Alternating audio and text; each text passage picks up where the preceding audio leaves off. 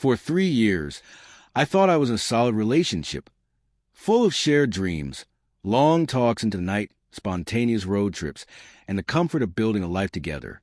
Or at least, that's what I believed. Turns out, I was just a stand-in, the convenient fallback while she got her thrills elsewhere, most disgustingly with someone who should have been completely off-limits.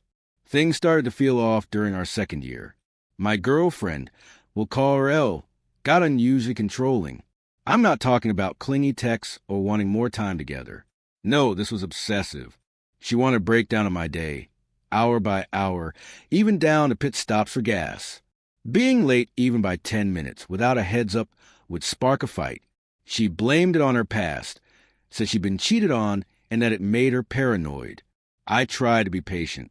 I figured if I was open enough, she'd eventually feel secure. Spoiler, she didn't. About 6 months before our anniversary, I started planning something sweet to surprise her. My job's flexible, so I could bank hours and take time off when I need it.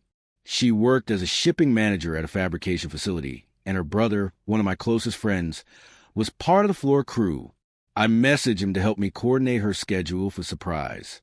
He was all in, but something he told me didn't match what she'd said. Elle claimed she worked long 12-hour shifts every weekday. Her brother, though, mentioned that lately she'd been working half-days on Wednesdays, sometimes not coming in at all. That's when my gut kicked in. Instead of reacting, I watched. I waited. The next Wednesday, I pretended to go to work. I got dressed, kissed her goodbye, and left like always, but I doubled back and parked across the street behind a strip mall that faced our apartment complex. The layout gave me a clear view of one of the exits. I waited. An hour later, a red Mustang pulled in. Not just any red Mustang, her cousin's. I knew that car too well. I'd helped jumpstart it once. Could spot the dent in the back bumper and the tacky decal on the window a mile away. Still, I gave her the benefit of the doubt. Maybe he was dropping something off. Maybe it was innocent. But I wasn't relying on instinct alone. Before leaving, I'd set up an old laptop in our home office with its webcam angled to catch the living room, bedroom door, and kitchen. Motion alerts, remote access, all active. Not long after that Mustang arrived, I got the alert. Someone was inside. I logged in and I watched. She greeted him at the door with a kiss, started unbuttoning his shirt, laughing like a teenager. He didn't even take off his shoes. They didn't go to the bedroom. They went straight for the couch. Our couch, the one I paid for, the one we curled up on every weekend for movies and takeout. That was their stage. I didn't get sad. I didn't break down. I went cold, focused.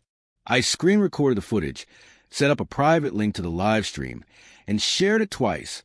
Once to our shared friend group, once to her family's group chat. Both included her. Both included him. At first, nothing happened. They kept going, clueless. Then the calls started coming in. Texts, missed calls, voicemail after voicemail. She ignored them at first, too busy playing house with her cousin. But when the fourth or fifth call came in, she finally answered and put it on speaker. It was his mother, her aunt. First thing out of that poor woman's mouth.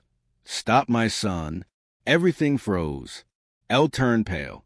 Her cousin looked like he'd seen a ghost. Elle stammered, tried to deny it, but her aunt laid it all out. There was a video, sent by me. Everyone had seen it. Elle scrambled, trying to cover herself with couch cushions. Her cousin, still half naked, panicked and tried to make a run for it. In the chaos, he tripped and slammed his head against the coffee table, left a dent in it. Fitting, really. By the time I pulled into the front of the apartment complex, the drama had hit full volume. I got out of my car just in time to see the idiot trying to sneak out. When he saw me, he froze, eyes teared up. Man, I'm so sorry, bro. I didn't say a word. I punched him once. Hard. He dropped like a sack of garbage. I walked right past him, up the stairs, and into the apartment. Elle was there, now fully dressed, cry like someone had died. I stood over her, calm, ice in my veins. Is that snot or regret all over your face? I asked. Then I raised my hand before she could answer. Doesn't matter. She begged.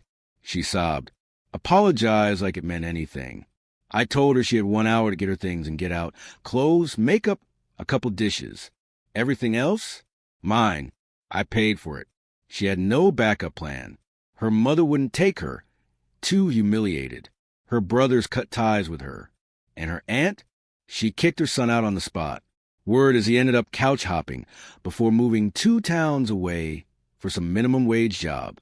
Elle tried crashing with a friend, but that fizzled fast. And in our town's small, tight-knit reputation stick, people whispered, eyes followed her. She became toxic, untouchable. She thought she could play me, use me. Now she knows better. I leveled up, got a new place, upgraded my whole setup, changed out the furniture, blocked her on everything. Gone like she never existed. Even her brother cut ties with her and stayed cool with me. Said he couldn't even look at her the same way anymore. All that for one greasy, meaningless afternoon. Sometimes I think about whether she ever reflects on that day. The way she didn't lose everything in a big dramatic explosion, but in a slow, quiet burn when she lit herself. But truth is, I don't really wonder much. Some people don't deserve peace. Some people need to sit with the wreckage they created. And she's sitting in it now. After I gave her 1 hour to get her stuff and leave, I sat down on the couch, the same couch where it happened, still carrying the echo of what she did, and watched her scramble like a raccoon caught in the daylight. She kept trying to explain between sobs, saying it didn't mean anything, that it was a mistake, like those words could somehow erase the image of her with her cousin on my couch, like I was running a rent-by-the-hour motel.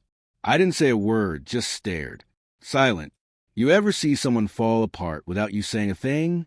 It's something to behold.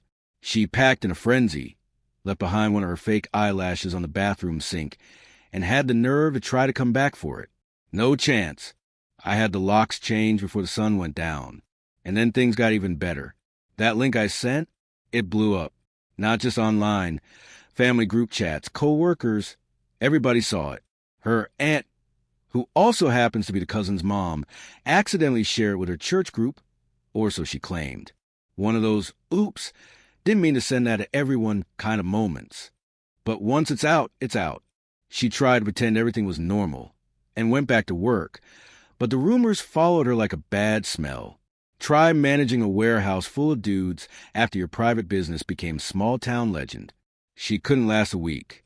Every shift came with snickers, whispers, someone humming that tune.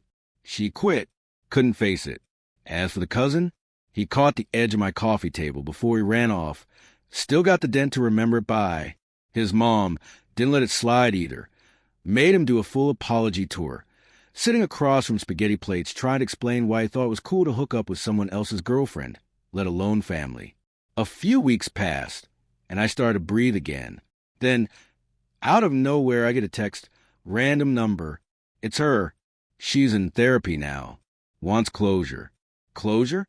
Girl, if that's what you wanted, maybe don't light your whole life on fire with your cousin in the middle of a Wednesday. But I was feeling bored, maybe a little petty. So I said yes. Public place, obviously. She showed up looking like she just stepped out of Hallmark casting call. All pastels and puppy dog eyes. I brought my best friend. Didn't tell her he was in that infamous group chat too. He knew. The second she saw him, her face fell. Instant regret. She started slow, voice cracking, saying how she messed up, how she lost the best thing that ever happened to her. I just nodded, letting her get it all out. Then she hit me with the line, I know we can't go back, but maybe someday we could be friends. I leaned back, took a breath, and said, no. That's it. Just no. She blinked. Just no. Yeah, you don't get a second chance after you burn down the first set. No sequel. Just credits in darkness. A few months later, I moved out of that place. Upgraded again. Better furniture, a new couch that didn't betrayal soaked into the cushions. But the legend lived on. Small town people talk. I'd go into stores and old ladies would look me up and down and say, aren't you the guy who caught his girl with her cousin? I'd smile, give a nod like some hometown myth.